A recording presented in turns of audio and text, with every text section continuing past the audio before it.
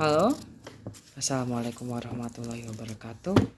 Izin memperkenalkan diri, nama saya Muhammad Rehan Syauki dengan NPM 221601110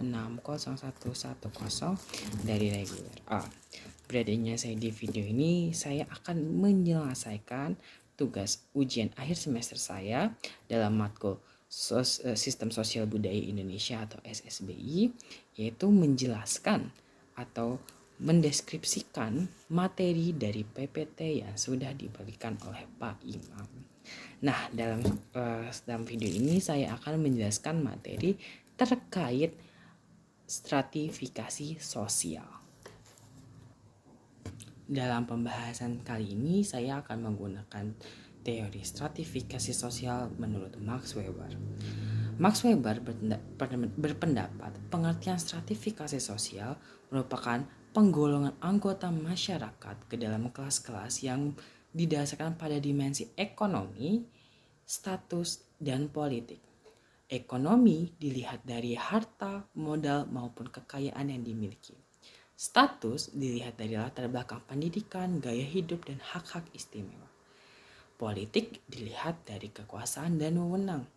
Nah, pada video kali ini saya akan menjelaskan dan memberikan gambar tentang contoh stratifikasi sosial masyarakat Indonesia dalam aspek politik pada era pemerintahan Soekarno.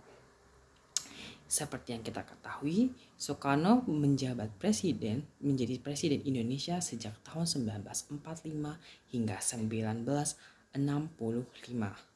Pada saat itu, Indonesia mengalami perubahan dalam sistem pemerintahan berkali-kali. Namun ada 3 periode yang sering kita kenal.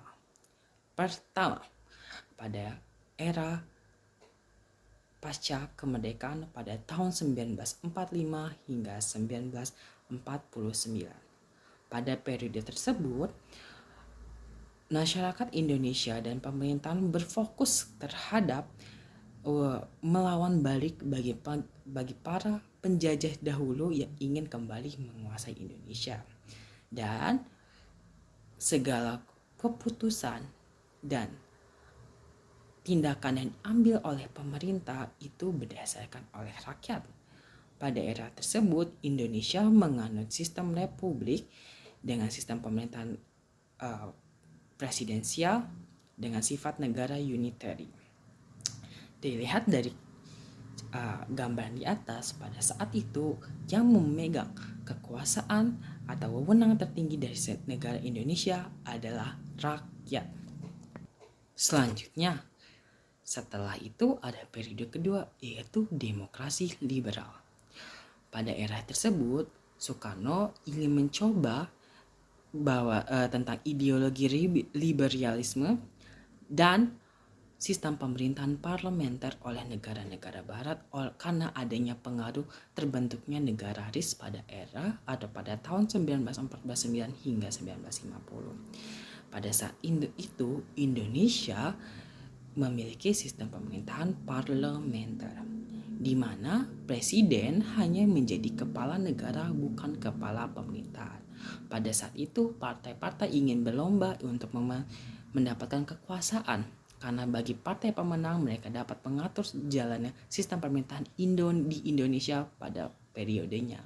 Pada era tersebut yang memiliki kekuasaan tertinggi adalah partai.